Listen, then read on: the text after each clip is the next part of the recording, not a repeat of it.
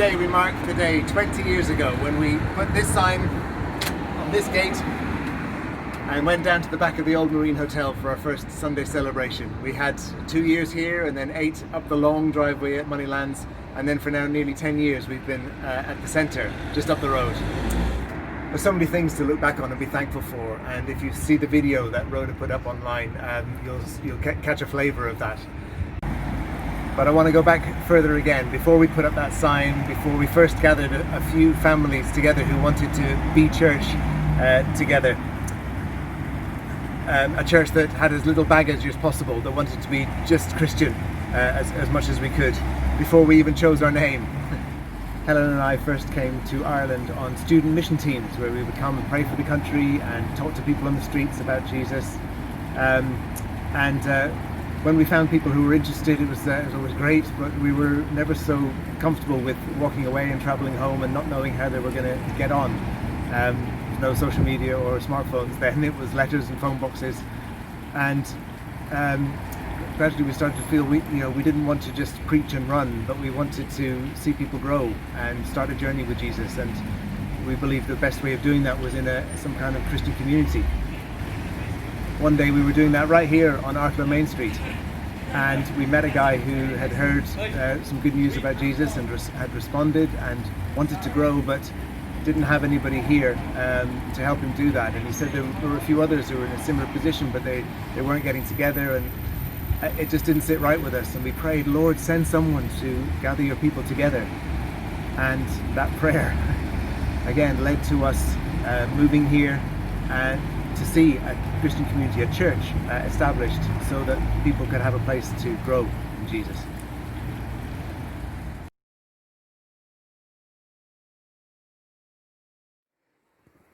As those plans came together, we brought a team over to Ireland and to stay in Arklow, and we brought them up here to beautiful Glendalough, and I came off on my own here to St. Kevin's cell, seeing if I could get any inspiration from where the saint spent so much time.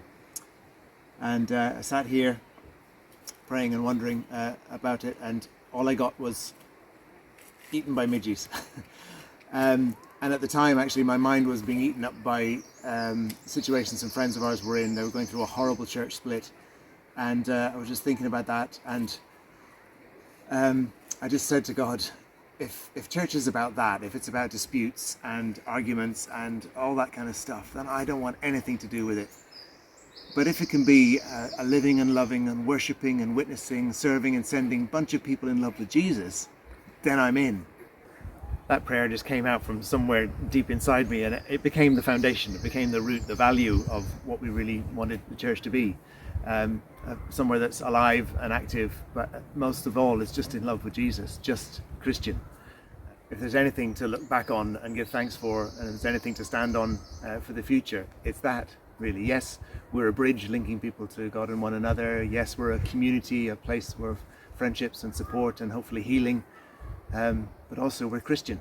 We want to just have a wonder of who Jesus is in the heavens and also in one another, and let him show himself through us.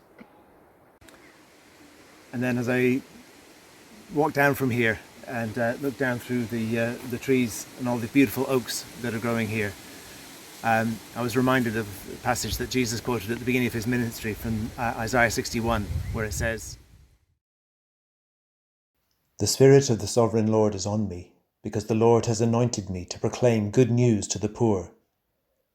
He has sent me to bind up the brokenhearted, to proclaim freedom for the captives and release from darkness for the prisoners, to proclaim the year of the Lord's favour and the day of vengeance of our God, to comfort all who mourn, and provide for those who grieve in Zion, to bestow on them a crown of beauty instead of ashes, the oil of joy instead of mourning, and a garment of praise instead of a spirit of despair. They will be called oaks of righteousness, a planting of the Lord for the display of his splendour."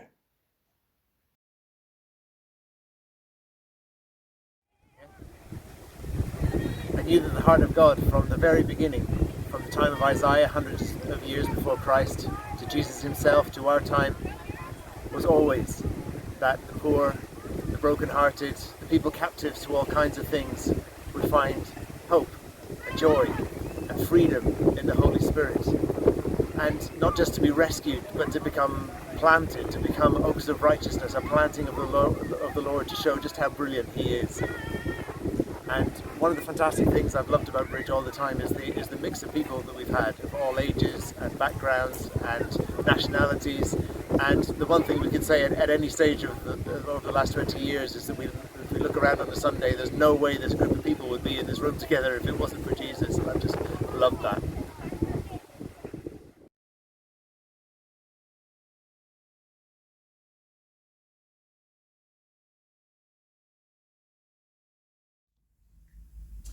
When we look back right to the beginning, before we even came to Arklow, the goal was never really the church per se, or the church building certainly, like I'm sitting in now, but it was about people coming to understand who Jesus is and understand His love for them and His care for them and how He has saved them, and for them to find their place in serving Him. And really the church is like a vehicle for that.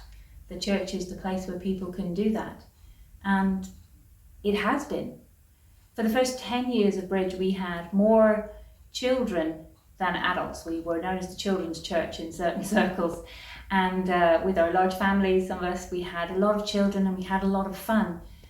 And the great thing is that many of those children have grown up and have gone all over Ireland or even to other parts of the world, other countries, and they're following the Lord. And they love Him and they're serving Him and they're involved in other fellowships, other churches, and that's amazing.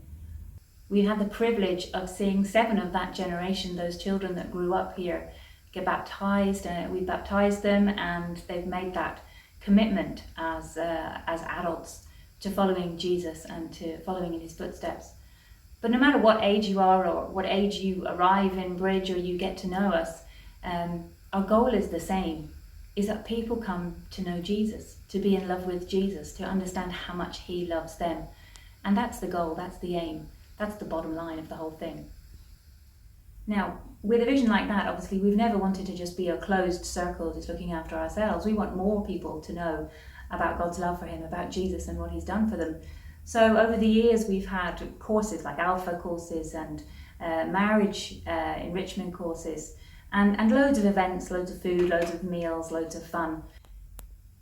When we got the lease on this centre that I'm sitting in now, we were able to do different things. We were able to provide a community centre for the town for different groups that wanted to use it, but also do things for ourselves. I had a Shining Stars Mums and Toddlers. Loads of people have fond memories of that.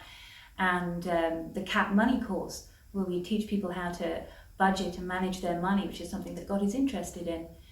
And more recently, in recent years, we've had the Loaves of Fishes Cafe, which most people in Arklow have heard of and know about. And really, all of these things are about being a grace dispensary. There's a pharmacy across the road. They dispense medicine, but we dispense grace and kindness and love. I hope that's the idea anyway. That's what we want to be able to do here.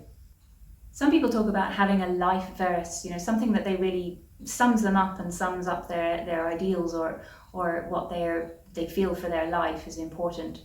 And for Robert and myself, as we came to live here in Arklow, it was John 1:14, and it says this: "The Word," that's God, Jesus, "became flesh and made His dwelling amongst us. We have seen His glory, the glory of the one and only Son, who came from the Father, full of grace and truth."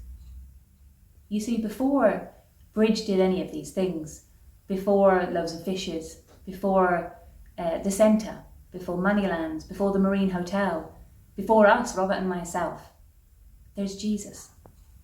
Jesus who dwells amongst us, Jesus who came to live amongst us. And He has so much grace and so much acceptance for all of us, for all of you, whoever you are. And he walks in truth, and He offers that to us as well.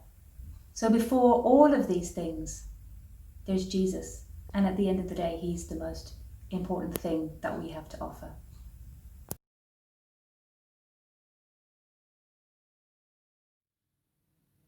Jesus coming and living among us, full of grace and truth, inviting us in on the party.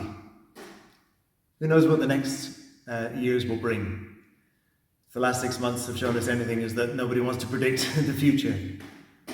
But at the same time, it's also taught us that church is not about where we meet or buildings, things like that. Whether Bridge Christian Community as we know it exists in another 20 years is not the issue, it's not important. Jesus will be here. And wherever there are a bunch of people in love with him, then good things are going to happen. I hope you're one of them. I hope you're one of those people who can say, yeah, I love him. And wherever you are, that you're going forward in him and being encouraged. But if you're not yet, you can come in on the party. You can reach out to him in prayer. You can find him in the pages of his word. I recommend start with the Gospels, Matthew, Mark, Luke, or John.